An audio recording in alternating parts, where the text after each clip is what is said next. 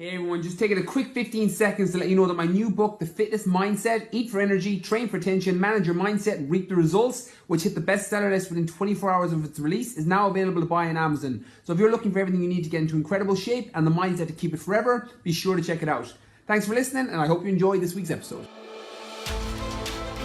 You're listening to the Brian Keane Fitness Podcast, where Irish fitness entrepreneur Brian Keane answers your questions and interviews leaders in the world of fitness, health, mindset, and natural wellness to share tips about all things that can support you on your journey to becoming the best version of yourself and build a bulletproof mindset to get whatever you want out of life. Come join the fun.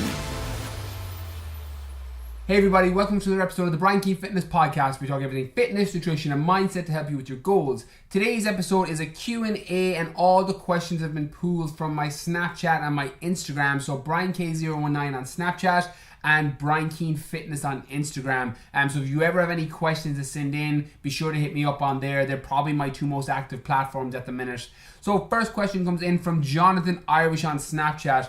What does your morning routine look like? Okay, for those of you following my Snapchat, I nearly put up my entire day, nearly like a vlog style on my Snapchat every day. I put up my meals, I put up the books I'm reading, I put up what I'm doing in the morning, my workouts. Effectively, everything goes onto my Snapchat, and then I've got different videos on other platforms, Instagram, YouTube, Facebook. But definitely Snapchat is where I put the most kind of vloggy content in terms of what my day looks like. So my morning routine normally stays pretty effectively the same throughout the year, but can change depending on my schedule. I'm a massive fan in having a morning routine set up, because when you have your morning right, it sets up your entire day. And one of the questions I asked any guest to come on my podcast is, what does your morning routine look like? Because as I've been fortunate enough to travel the world over the last couple of years, working with different entrepreneurs, different influencers, different fitness people, different business people in general, the one common trait that comes back is nearly 99% of them have a morning routine that sets them up for the day. So I'll talk through my one in the hopes that it helps. So my morning routine effectively looks like I set my alarm for 5 a.m. or 6 a.m. depending on the day. I always try and get 7.5 hours sleep. So for those of you who have read my book, The Fitness Mindset, in the sleep section, I talk about the REM cycles, or rapid eye movements sleep cycles, run in 90-minute cycles. So I always try and wake up after a REM cycle so that I don't wake up groggy. So that means that you wake up on 6 hours or 7.5 hours or 9 hours, as opposed to waking up in between when you're halfway through a REM cycle. So you just end up waking up really groggy and find it hard to get out of bed. So normally if I've gone down to bed at 9:30 the night before, I wake up at 5 a.m. If I've gone down to bed at 10:30 the night before, I wake up at 6 a.m. And that's kind of how my routine kind of starts from the night before. And then when I wake up, one of the things that really supports me is having something to look forward to in the morning. So I always have one of my favorite podcasts or an audiobook that I'm really into first thing in the morning. So as soon as I roll over, I turn up the brightness on my phone, which helps get everything going in terms of waking my body up. I sometimes, particularly now coming into winter, will use the SAD alarm clock, which effectively you can turn up and mimic daylight in your room.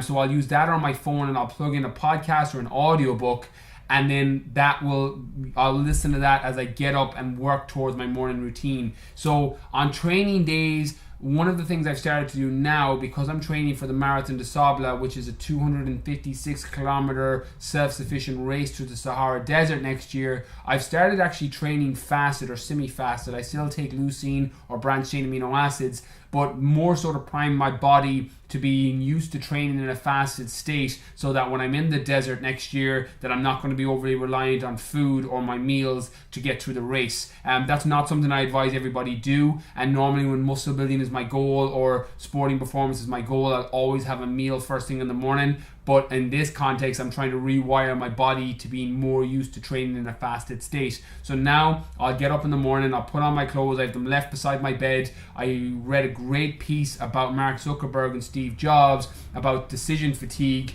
where people are worried about what they're wearing every morning, and what I do is I just set up my clothes and leave it there the night before, so I don't have to make a decision on what clothes I'm wearing that day, and it means I'm fresher, my brain is more focused on the tasks that I have for that day, and I'm not making decisions as soon as I wake up. The same reason people do have the same breakfast every morning so you don't end up having decision fatigue where you're making decisions first thing in the morning and then your willpower drops off later on in the day. Is a great book by Kelly McGonigal called The Willpower Instinct that talks a little bit on how willpower runs out and how when we're constantly making decisions, it can drain our willpower through the day. So effectively, I have my clothes set up beside the bed. I have the podcast or audiobook I'm listening to already set up the night before. If I'm having breakfast, it's normally the same exact meal every day, either porridge or a green smoothie, more so over the last 6 months, and I won't have to make those decisions. But effectively now what I do is I get up, I get dressed, listen to my podcast or audiobook, and I drive an hour to the gym. So one of the reasons that I'm able to get through so many audiobooks is I've got a 2-hour commute every day. I have an hour commute into town and then I have an hour commute out of town, so it effectively allows me to turn my car into a library on wheels. It's one of the reasons that I'm able to get through so many books. So I'll listen to my podcast, I'll listen to my audiobook driving to the gym,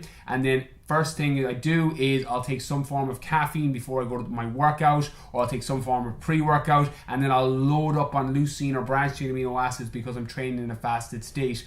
Again, there's arguments to and for, or pro and cons of people taking branched chain amino acids. Some people think they're expensive flavored water. I'm actually a massive fan, but I think they really come into their own when you're training in a fasted state, because it means that your body's going to have some form of amino acid it can use as an energy source, or else it'll preserve the muscle that you have so that you're not eating into your muscle during your workout. So I'll always supplement with 5 or 10 grams, even up to 15 or 20 grams on fasted days of leucine or branched chain amino acids. Leucine is just the main ingredient that's in branched chain amino acids. I'll supplement with one or the other, and then I'll do my workout, which now, if you're on my Snapchat, you'll see is normally some form of hypertrophy work or strength work, so I can maintain some of my size and my muscle, and it's normally followed up by a distance run. So 5 kilometers, 10 kilometers, 15 kilometers, 20 kilometers, or up to 30 or 35 kilometers on my long days. So that's effectively how my morning works, and then that's 5, 6, 7, 8, 9 a.m. and then I start work for the day at 9 a.m. And then that runs through until lunchtime, where I work through social media, I make videos, I work with clients, I do emails, and then effectively that's how my day runs. And then at night time,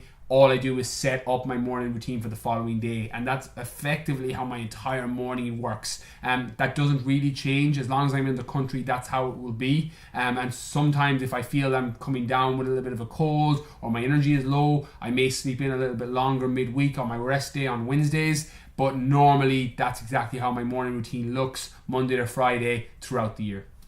So next question comes in from Michael Gorman on Snapchat. What is the best way to build my core?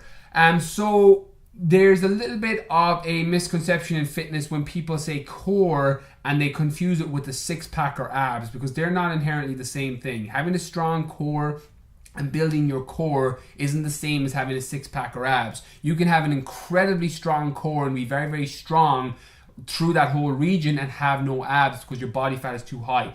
On the flip side, you can have abs from low levels of body fat and have a very, very weak core. So they're not inherently the same thing. So what I'll talk in this answer to try and provide as much value to everybody listening is how to build your core and how to build abs, and then how to build them both together, which is effectively what I try and do with people in my programs, particularly in my GA Lean Body program, where I'm trying to mold composition of athletes so that they've got their abs, they've got more muscle, and they're improving their performance. So any of my GA players coming to my program, that's normally a main focus for a lot of them.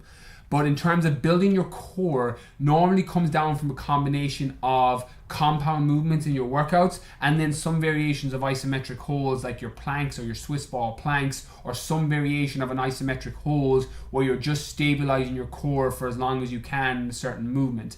My personal favorite way of building your core is making sure that you're using great form on your compound lifts, your squats, your deadlifts, or your sumo glute deadlifts if you're an athlete, your rows, your pull-ups. All of these movements, doing them with perfect form is going to build your core and build a more stable core. Powerlifters and strong men or strong women, you'll see, have tremendously strong cores, even though some of them don't have any abs, they don't have a six-pack because their body fat is too high, but they'll have super strong cores. On the flip side of it then, you can have abs, and you can have, once you've low enough levels of body fat through having a good nutritional strategy and a good training program with enough cardio, and you have abs, you can have a six-pack and have shape to your stomach, but you're not necessarily going to have a strong core.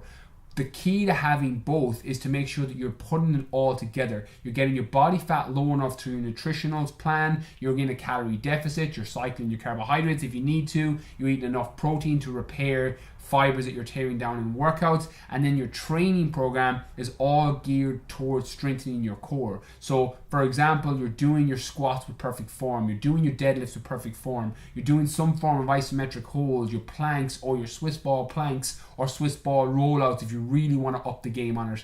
You're combining the best of both worlds, because you can have a strong core and you can have a six-pack or a flat stomach as a girl, as long as you have your training and nutrition plan all geared towards that. The general rule is if you want a six-pack, make sure your nutrition's really good and you've got your diet on point. If you want a strong core, make sure your training is on point. When you want both, try and combine the two. Okay, next question comes in from Stephen Keenan95 on Snapchat. How can I lean bulk without gaining excess fat?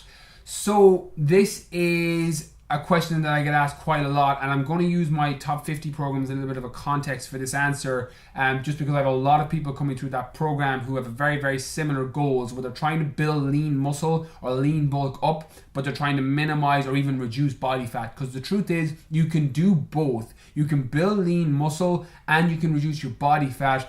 You just have to make sure that your training and your nutritional plan and your supplements are all geared in alignment towards that. It's way easier to just drop body fat, because that effectively means you just go into a calorie deficit, that you're eating less calories than you're burning, or to bulk up, you go into a calorie surplus where you're eating more calories than your body needs so you can add size. But you can do both. You just have to make sure that your training program, nutritional plan, and supplement guide are all aimed towards that. So there's a couple of things that I do, and I'll use my program to give context to this answer.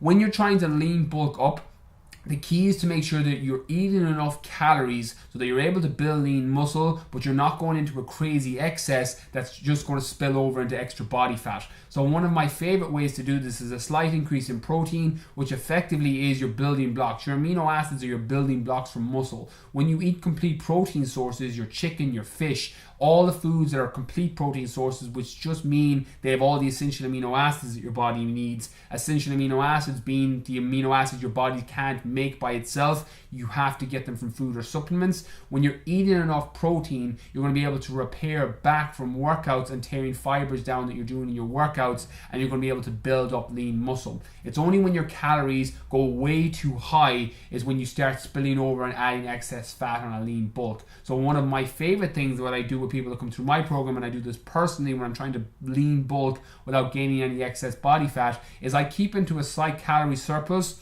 but I normally keep it so that my protein is high, and then I cycle my carbohydrates. So what this means is you have a low day, a medium day, and a high day, or whatever variation of carb cycling you're doing. In my program, it's low, medium, and high.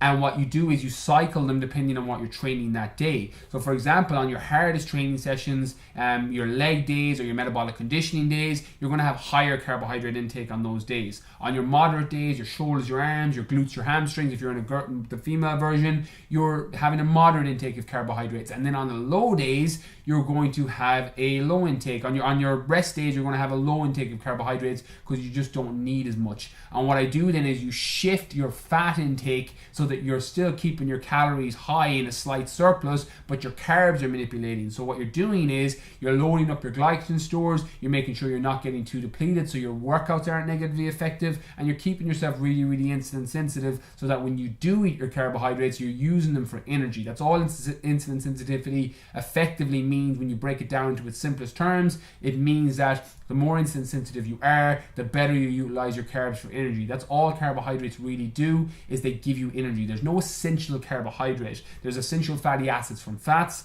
there's essential amino acids from protein, there's no essential carbohydrate. All carbohydrates do is give you energy, and when you're insulin sensitive, it means that you're better at using them for energy. Insulin resistant, on the other side, then is the opposite. It means that you're resistant to those carbohydrates, and it means you're eating them and you're not using them and getting the energy. So a lot of overweight and obese people that are insulin resistant can eat loads and loads and loads of carbs, and they don't get any energy, and they're always tired because they're insulin resistant. They're effectively not using those carbohydrates to increase their energy levels. That's why you see people that are overweight and obese lethargic all the time, and they have an issue with energy levels. That's why. So if you're working, or you know someone that's overweight or chronically obese that has a problem and has been referred by a GP, one of the things I would advise you do is try and minimize their carbohydrate intake, or at least switch them on to complex carbohydrates and try and up their fats and protein, make them a little bit more insulin sensitive, and then reintroduce their carbohydrates when they're actually getting the energy from them. So when you're trying to lean bulk up, that is going to be crucial.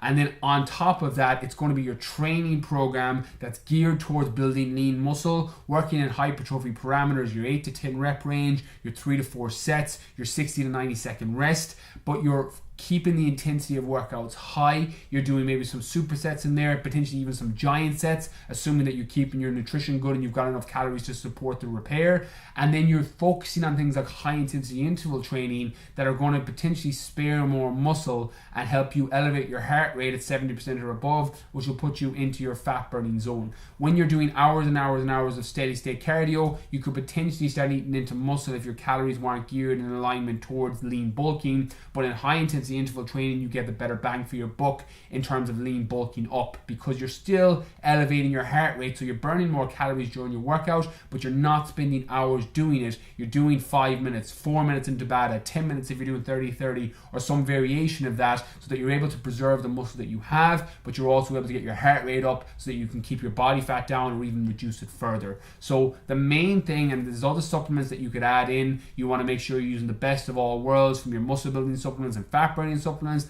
but 80%, 90% of it comes down to making sure your nutritional plan and your training program is all geared towards lean bulking up and not without gaining any excess fat. Okay, next question comes in from Henrik on Snapchat. What are your biggest frustrations in managing your business? So I've been very, very fortunate in the last 6, 12, 18 months that I've been able to scale up my business at the level that I've had. The book being a bestseller for as long as it was, selling as many copies as it sold, my podcast going #1, and all the people coming through my programs and all the outside objective things that look success. Again, success is what success means to you. But I've been very, very fortunate that I've been able to work with as many people that I have coming through my programs and all those other external things that have allowed me to scale my business up. So I'm very fortunate right now that my frustration isn't so much a frustration right now, because I have a very, very strong team of people around me. Emma, who's working and coaching full-time on my top 50 programs and anyone coming through that. Tommy, who does all my videoing and all my editing and all my work. Patrick does all my tech. My mum does all my PA. I've got a very, very strong team of people around me that allow me to effectively scale the unscalable. And one of the frustrations, and I'll use this to give context to anybody that is looking to basically run a successful business. Again, success is what success means for you. Success for me means that I'm able to help and serve as many people as I can, and I'm able to effectively scale the unscalable, which means that it's very easy to work with 10 people a month or 20 people a month, but when my program started to go to 50 people a month, 100 people a month and plus, it's very, very hard. Initially 6, 7, 8 months ago, I found it difficult to try and provide as much value and be there 24/7, Monday to Friday, working with people, making sure we're personalizing plans to each person's goal, their lifestyle, which is what we do. And one of the reasons that the business has been so successful is that there is no one size fits all. There's a program and a base that you're working from, and then we tailor it with you. We make sure that it fits into your lifestyle. We make sure we're including foods that you enjoy. We make sure that we're getting your systems right. So if you're a GA player who has anxiety before games, we try and build structures in place that help with that. If you're a female looking to lose body fat and you've got a workplace where you're not allowed to eat during the day, we're trying to scale a system that works for you within your lifestyle and schedule.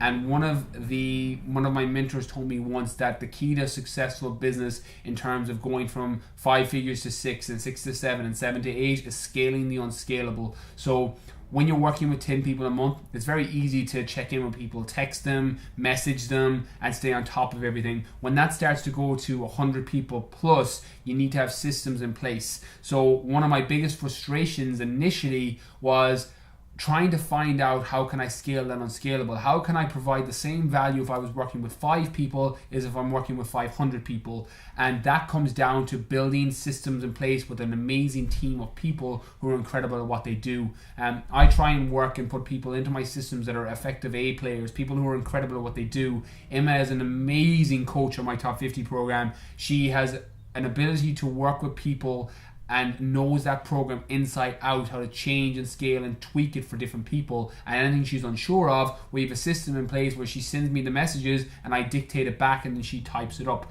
The same with my video team. Tommy does all my editing, does all my videos now, and you're working with A players who are doing the jobs that you're not good at. They're going to be significantly better than you. I always use the example of videos. I can take a video and I can edit it and it takes me 3 hours to do, and somebody like Tommy can take 20 minutes and it looks 100 times better because it's what they love to do.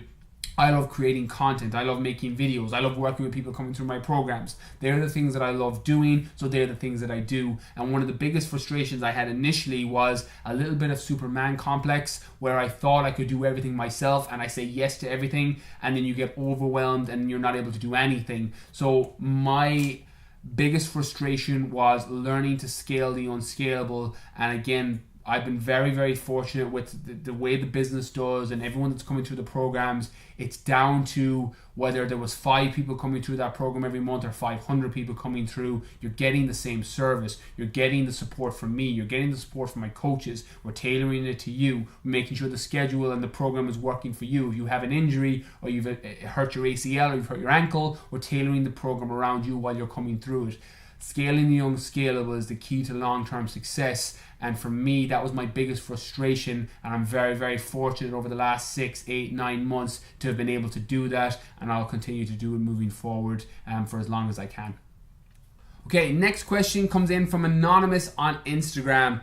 I'm 24 and I'm really into a girl in school who just turned 18. Should I pursue it, or is it morally wrong with the age gap? Okay, so I'm going to answer this in a couple of parts. First instinct on this, and the reason I'm going to answer this question is basically down to the right and wrongs of things that are moral, and understanding that morality is to each person what it means to them. And when you let society and culture and what the society norms of right now in this day and age in 2017, 2018, when you allow that dictate what your morals are, you're setting yourself up for a long life of constantly checking over your back to make sure that your family or friends or neighborhood or your society in general is saying it's okay in what you do. And the truth is, for those of you who have been following the podcast a while, you know my background was I was a teacher for 4 years. I'm a massive history geek. I'm still a massive student of history. I love finding out about people in the past and about cultures in the past. There's a great book by Yuri Nakamura. I can never pronounce his surname. It's called Sapiens. It's a world international bestseller, and he talks a lot about the history of different cultures, how religion has been formed, how different societies have been formed, and understanding that things like morality changes over time depending on what the social norm is right now. Once upon a time, it was seen as completely culturally accepted for people to have homosexual relationships, same-sex marriages. Ancient Greece is based off the whole same-sex principle, and then the Roman Catholic Church took over. Alexander the Great, who was one of the world's conquerors, had a male lover through his entire life. He had female alliances and marriages to form alliances with other countries, but he had a male lover throughout his entire life. I love now how Ireland and the world in general, particularly the Western world, is starting to move back towards the direction of same-sex marriages. Again, I'm heterosexual, I've got a 2-year-old daughter, I don't give a fuck what people's sexual preference is. It's the same as anyone that has religion. If it's serving you and the belief system is serving you, go do the thing that's making you happy and is making you good with your life. Things that are morally right or wrong, as long as you're not doing anything that feels sick within you or is illegal to a large extent in this day and age, like when you're having intercourse or having sex with somebody that's under the age of 18 or under the age of 17 or under the legal consent age, then by all means you're asking for trouble. But once you're consenting with two adults who are of legal age and somebody that's 18 that's of a legal age, you're not doing anything wrong even in the eyes of society. And I've spoken in Snapchat Q&As and different podcasts in the past about different things that are only illegal until they're not. There was once upon a time when alcohol was illegal. To have in prohibition times, you couldn't have alcohol. It was illegal. It was banned. And I've spoken on my Snapchat about things like the MDMA research and the psychedelic research that people are using clinical trials to trial out different psychedelics and different serotonin enhancers like MDMA, which is effectively ecstasy, in people that have PTSD, post-traumatic stress disorder, or people that have depression, and how things are illegal. And I get met with resistance where people are like, you can't talk about that, it's illegal. Things are only illegal until they're not illegal, until society changes. Marijuana, weed, was completely banned out throughout the entire United States until now the majority of the states have it in as legal. You can go in and buy it over the counter. Things are only illegal until they're not. And society and moral changes will change with the times. And knowing that whatever you're doing, as long as it feels right within you and you don't feel sick to your stomach for what you're doing, and you have no fear of being thrown in jail or in prison as a result, in the case of being 24 and being into a girl who's 18, there's nothing right or wrong. Thinking makes it so. And when you go through your whole life thinking that because society said this is right, or your family said this is right, or cultural said this is right now, because that's what the societal norms are, you're going to go through your entire life second guessing every decision you make. In the context of this answer, as a 24-year-old who's into a girl that's 18, I personally don't see a massive age gap. 6 years is not a huge age gap, particularly of someone who's of legal consent. And if it's someone you're into, it doesn't matter. You may get your friends making fun of you and joking with you. You may get your family telling you she's too young. But by all means, you'll never know if you don't pursue it. The best thing I would offer is just go into it with an open mind. You may find that the age gap is too much as a result of you don't have anything to talk about. You don't have any connection because you live in different lives and you're working now, or you're doing different things, and she's still in school studying and you've got no connection. That's completely different. But my main thing that I would offer to anybody in a similar situation in all areas of life is go into it with an open mind. One of my favorite quotes from Bruce Lee is, a cup's usefulness is in its emptiness. And when you go into every situation with a completely open mind and a completely fresh set of eyes on it, you're going to be able to open yourself up for the incredible opportunities that might come. Because at the end of the day, opportunities pass. You may find that this is the girl that you met and she's the love of your life and you spend the rest of your life with her. You may go on one date over coffee and have nothing to talk about after 3 minutes and realize, okay, I'm not going to pursue this any further. But you never know unless you try it. You know, nothing ventured, nothing gained, and you miss 100% of the shots that you don't take. So the only advice I'd offer in this situation, and it goes for all areas of life, whether it's starting a new job, meeting a new person, going on a different date, joining a new gym, starting a new workout plan, nothing ventured, nothing gained. If you don't try, you will never know. And there's nothing worse, and I live a lot of my life off the 97-year-old principle. What would the 97-year-old me look back and regret on? If the answer is this is not going to matter, or I would look back and regret not having pursued that job or that activity or that person, and I look back and realize that if I don't do this, I'm going to regret it as a 97-year-old me, then that's how I make my decisions. And I advise taking that into consideration for all the opportunities that life presents you, different people, different jobs, different opportunities. What would the 97-year-old you do? What would the 97-year-old you regret not doing? One of the reasons I signed up for the Marathon des Sables, the 256-kilometer race through the Sahara Desert, was the 97-year-old me would look back and regret not having pushed my physical and mental limits just because I was afraid initially when I found out about it. And that's how I made the decision, and that's how I signed up. And when you start to approach life and start attacking things that you're afraid of, you start becoming the person you want to be, because behind every person is the person that you want to be. So my advice on pursuing a different girl, a different guy, anything, is go with it with an open mind and see, because you miss 100% of the shots you don't take.